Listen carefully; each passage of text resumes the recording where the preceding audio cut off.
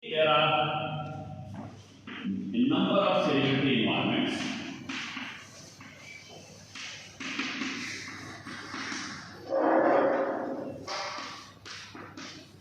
Some sedimentary environments are continental, some sedimentary environments are marine, and some sedimentary environments are transitional.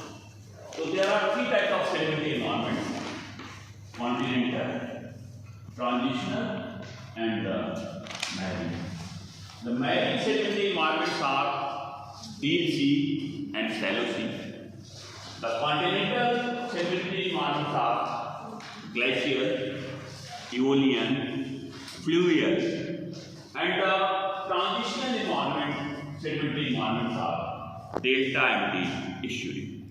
So river is one of the most important continental sedimentary environments.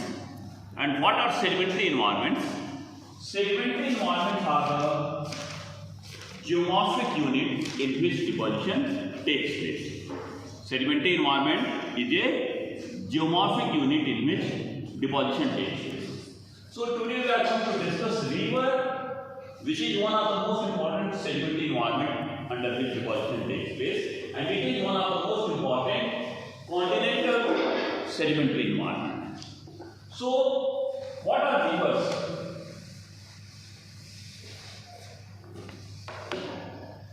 Rivers are flow of water. Rivers are flow of water in a different direction, in a channelized way, which transport the sediments from continental part to the ocean. So rivers are our most important continental sedimentary environment, which transport the sediment from continent to the ocean in a channelized way, and the river, they have a different direction of flow. So flow of water in a different direction is river. Flow of water in a different direction is river. There are two or three important, very important terms related to the river. This is the valley. Valley is a depression caused by a river on the surface of the earth in which the river flowed. So this is valley of river. And within the valley there is channel. Channel is that part of the valley which is filled with water. So valley is generally much more wider than the channel. Channel is that part, that narrow part of the valley which is filled with water.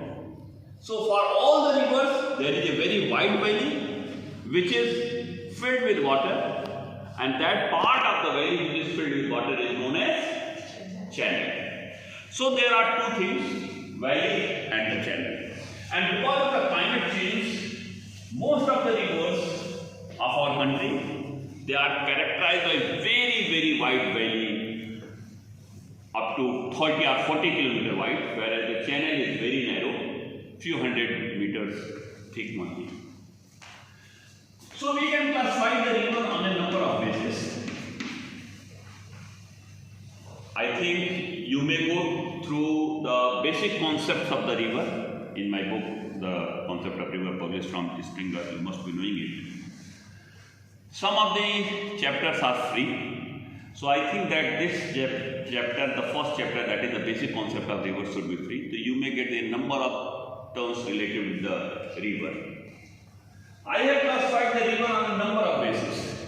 On the basis of stages, the rivers can be classified into three. Stages means age. Youth stage, mature stage, and old stage. On the basis of ages, rivers can be classified into three: youth stage, mature stage, and old stage. In the youth stage, the rivers, they are responsible for the vertical cutting, deepening of the valley. In the mature stage, valley widening takes place, and in the old stage, waterfalls are formed. So the rivers can be classified into three: youth, mature, and old stage on the basis of their ages. Again, on the basis of their origin, the rivers can be classified into three: snow-fed or glacier-fed rivers,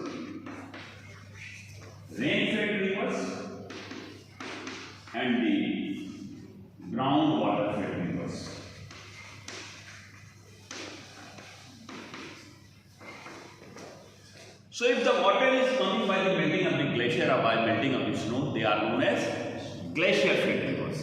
If water is coming by the rain because of the precipitation, that is known as rain fed river.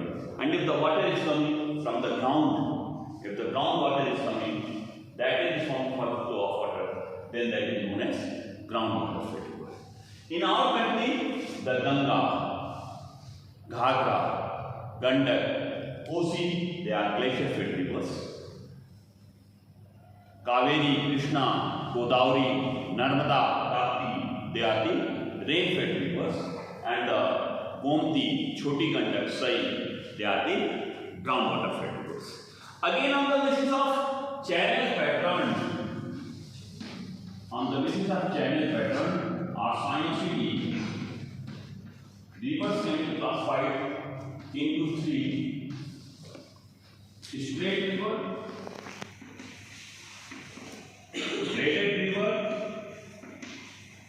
and meandering river.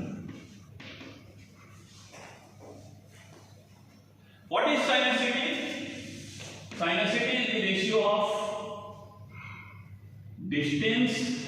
If this is the river, this is point A and this is point B, then the distance between 2 points through the channel means distance through channel divided by the distance shortest. Shortest distance is generally the straight line distance. So Sinuosity is equal to AB through channel upon AB straight. If this Sinuosity is less than 1.5, the river is straight or braided. And if this Sinuosity is more than 1.5, the river is meandering. So whether the river will be straight or braided, or it will be meandering, that depends on the Sinuosity. If Sinuosity is less than 1.5, the river will be straight or braided, and if it is more than 1.5, the river will be meandering. Gomti is a meandering river. Ganga is a braided river. Generally, all the rivers which are very large in size, which are snow-fed or glacier-fed, they are braided in nature. And the rivers which are zigzag, which are meandering, which originate from the Ganga plain region or which are very small, they are generally meandering in nature. Budi Gandak is a meandering river, Gomti is a meandering river, Choti Gandak is a meandering river, Ganga is a braided river, Yamuna is a braided river, Kosi is a braided river, Great Gandak is a braided river, and generally the very small rivers, they are straight. So this is the classification of river on the basis of channel. Again, the rivers can be classified that where they are present. If the rivers are present in the Himalayan region, then they are known as Himalayan rivers. If the rivers are present in Ganga plain region, they are known as plain rivers. And if the rivers are present in peninsular plateau, they are known as peninsular rivers. So Himalayan rivers, Ganga plain rivers, and peninsular rivers, on the basis of their occurrence, on the basis of their presence, that where they are present or in which part of our country they are present. Then again, on the basis of presence of water throughout the year or throughout the month, or the rivers can be classified into two: ephemeral and perennial. Ephemeral and perennial. If the water is present throughout the year, the rivers are known as perennial rivers. And if the water is seasonal in nature, if the water is present only through the channel, only for a season, then the rivers are known as ephemeral rivers. So on the basis of presence of river throughout the year, rivers are classified into ephemeral river and perennial rivers. So this is the classification of rivers. It depends that what is our aim, what is our objective, and that should be the basis of classification of the river. Again, Some rivers are known as Yazoo stream. You must know it. Yazoo. Some rivers are known as anastomogene. Some rivers are known as graded.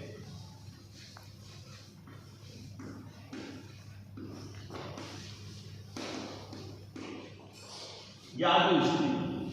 If there is a river, if this is the main river, and then the river which runs parallel to this river for a long time and ultimately joins it, then this river is known as Yazoo stream.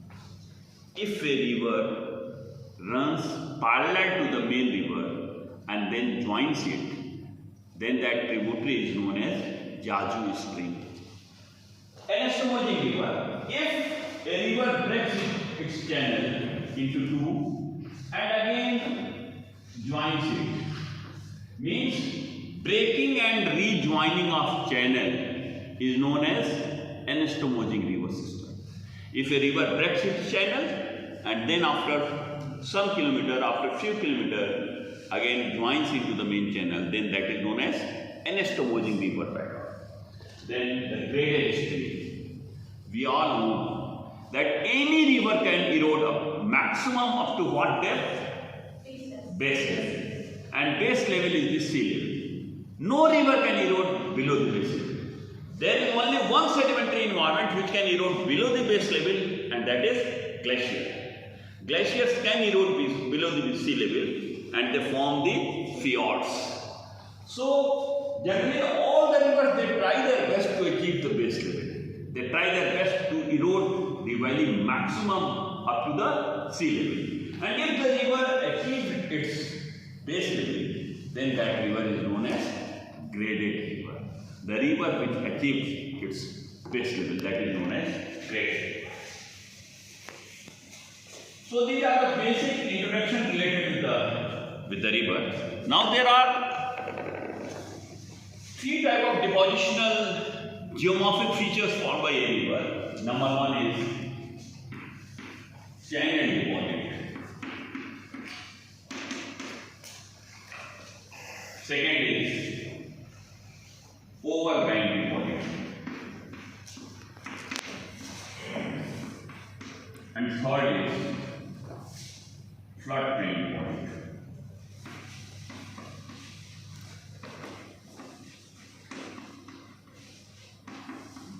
Channel deposits. There are three types of channel deposits. Channel lag deposit, channel bar deposit, and channel fill deposit. Again, there are two types of overlying deposits: natural levee deposits and erosion slate.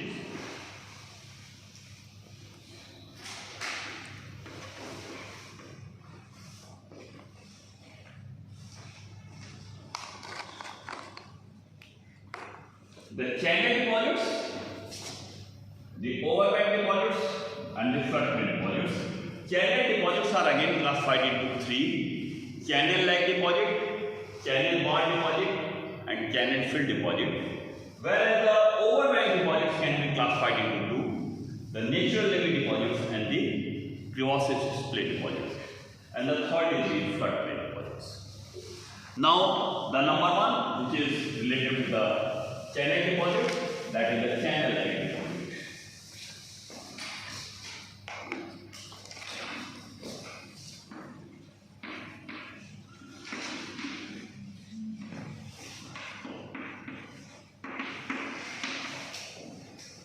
If the sediments are being transported by a river,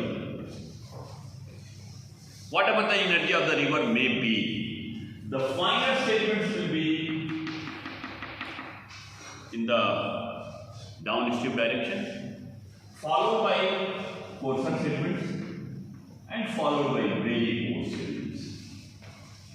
So if the energy of the river decreases, the coarser sediments will be deposited. And I have explained you many times that deposition means incompetency of any sedimentary environment to further transport the sediments. So if anyhow the discharge of this river is decreasing, which type of sediments will be deposited first? The coarser sediments will be deposited. It means the coarser sediments during the course of transportation, the coarser sediments they lag behind the finer sediments. And if deposition is going to take place, first of all the coarser sediments will be deposited. So if in any channel, because the coarser sediments they lag behind the finer sediments, and the coarser sediments they are deposited at the base, in a channel they are known as channel lag deposits. So deposition of coarser sediments in a channel which lag behind the finer sediments are known as channel lag deposits. If you are traveling into the fluvial sequences, at a number of places you may observe the channel lag deposits. The coarser sediments they are deposited at the base. Then second is the channel bar deposits.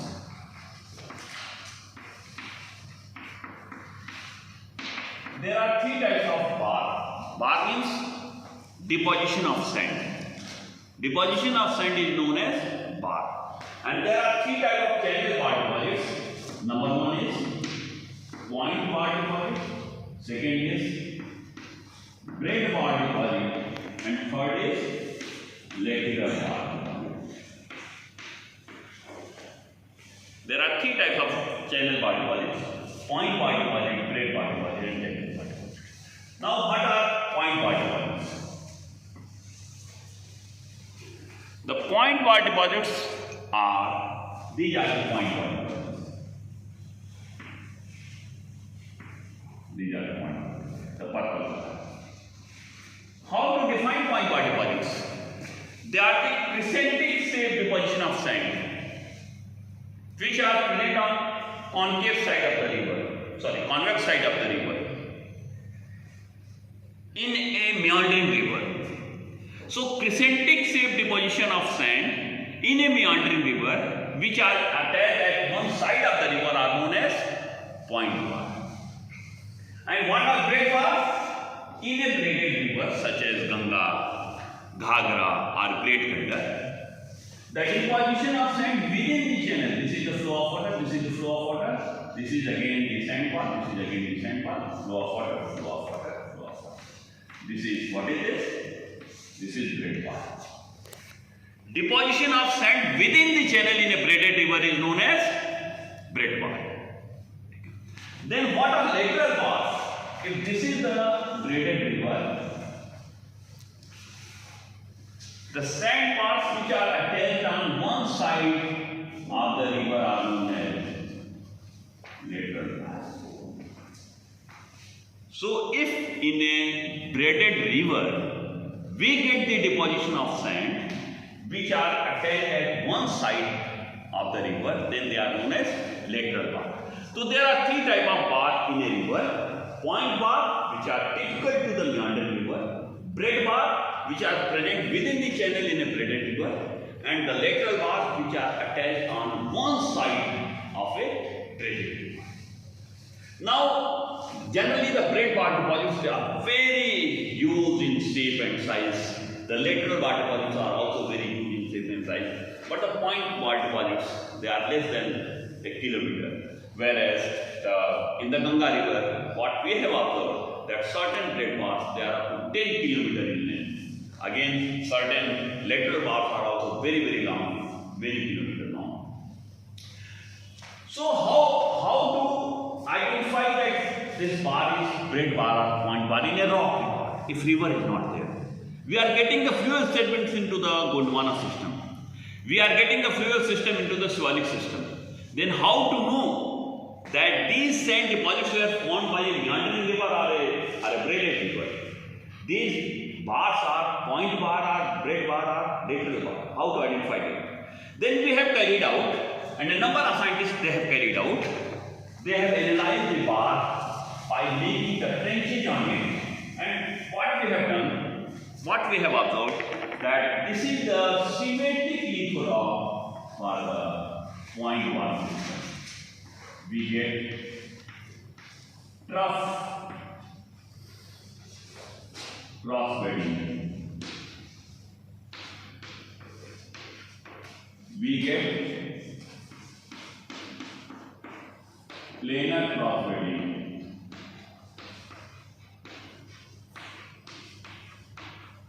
We get ripple lamination. We get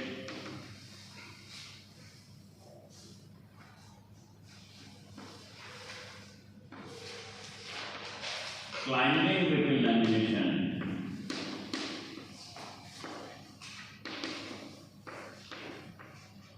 We get parallel bed or horizontal bed or parallel lamination, and then we get at the top, we get mud. This is the symmetric lithogram of point 1. What sedimentary structures we are getting into the sand? We get trough cross bedding, planar cross bedding, ripple lamination, climbing ripple lamination, parallel lamination, and mud. Basically, we are getting 3 types of sedimentary structures. Number 1, trough cross bedding and planar cross bedding, which are formed by high energy environment. Then the ripple lamination and climbing ripple lamination, which are formed by intermediate energy of sedimentary environment. Then this parallel lamination and mud, very low energy of sedimentary environment. The dominance of low energy sedimentary environment and middle sedimentary environment is much more higher than the high energy sedimentary environment in the case of point water deposits. You can see that the trough cross bedding and the planar cross bedding, which are formed by high energy sedimentary environment, they are only 1/3 of that particular symmetric lithogram. And if you just look at the braided sequences or the braid bar deposits, we can see that the braid bar deposits, the segments which are formed by high energy environment, their percentage is high in the case of braid bar deposits. Braid bar deposits. This is the symmetric lithogram of the braid bar deposit. The trough cross bedding, the planar cross bedding, trough cross bedding, planar cross bedding, then the ripple lamination, the parallel lamination, and at the top we get mud. So you can say that the sedimentary structures which are formed by high energy sedimentary environment, their percentage is much more higher than the sedimentary structures which are formed by low energy sedimentary environment. This is the low energy environment. And this is the only difference between the braid bar and the point bar deposit as far as sedimentary structures are concerned, that those sedimentary structures which are formed by low energy sedimentary environment, they dominate in the case of point bar deposit, whereas those sedimentary structures which are formed by high energy sedimentary environment, they dominate in the case of braid bar deposits. In the case of this lateral bar deposits, they are similar to the point bar deposits, the lateral bar deposits. They are on one side. Generally, the Ganga river at a number of places, even at Rishikesh, that shows the lateral bar deposits. So this is the symmetric lithogram of point bar deposit and the braid bar deposits. Then the second one is the overbank deposits by a river. There are 2 types of deposits. Number 1 is natural levee and second is crevasses splay. Then what are natural levees? If this is a river, this is a river, this is a channel of the river. River over top its bank, this is the bank. River over top its bank.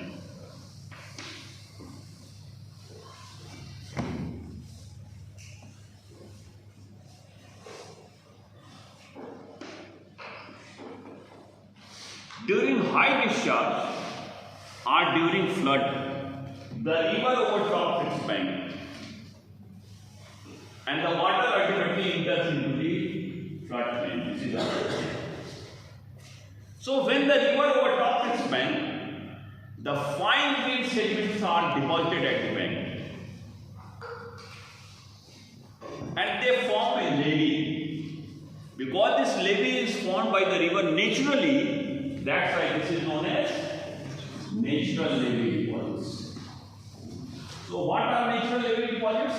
Natural levee deposits, when the river overtops its bank during flood or during high discharge period, it deposits its fine-grained sediment at its bank, which dip away from the channel.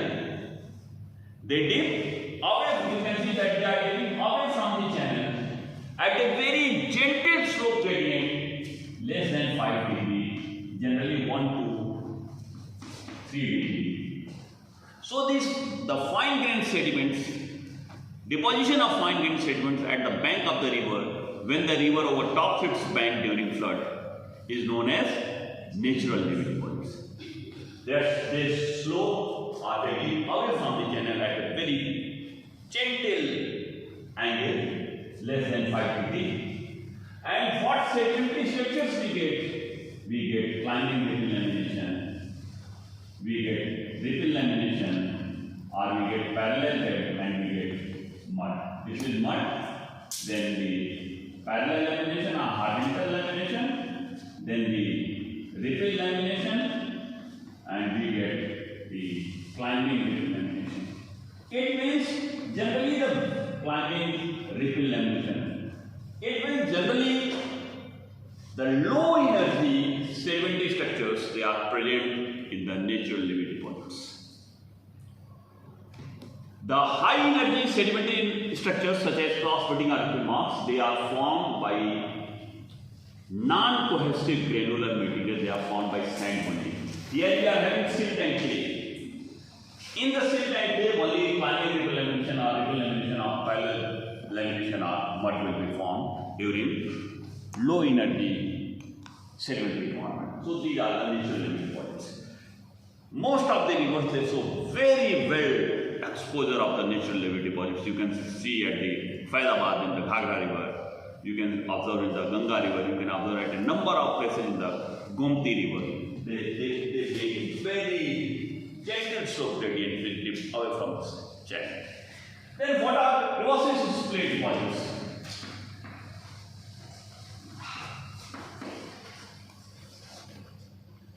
When the river overtops its bank, at a number of places or at some places the natural levee may break. And the break or breach in the natural levee deposits, this is the river, this is the river.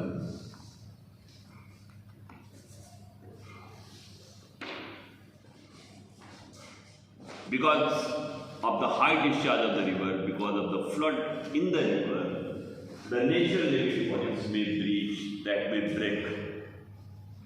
It means we are getting tapering structure which taper away from the channel. Again we are having very fine-grained sediments. And as soon as we are moving away from the channel, the depth will increase. And after some distance, they will disappear. It means a narrow channel which tapers away from the channel, which are formed by river during flood, are known as crevasses splay deposits. They again consist of very fine-grained sediment, silt and clay, and they indicate the flooding in the river, the high discharge of the river. Then the last is the flood plain deposits.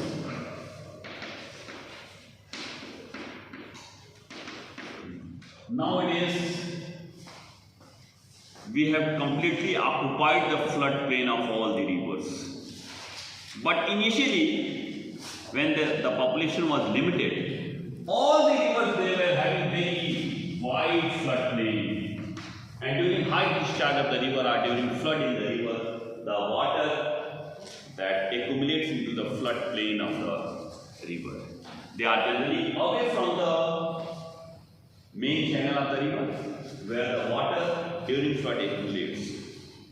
They are again characterized by very low water deposits, very low energy sediments.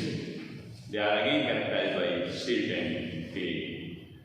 It is very difficult to differentiate into the rock record between the floodplain deposits and the natural levee deposits. But in the natural levee deposits, they are generally associated very close to the main sand bodies, point bar or red bar, whereas floodplain deposits, they are located much away from the major sand deposits.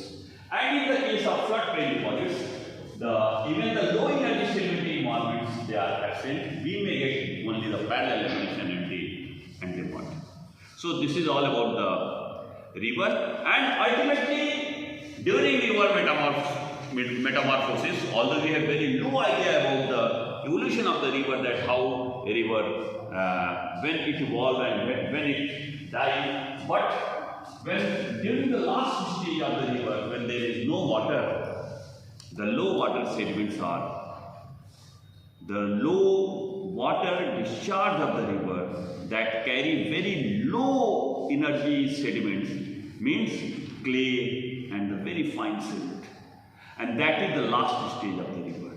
Ultimately, the river fills its valley by the fine grained sediments, and that is the end of the river, and that deposits are known as channel filled deposits.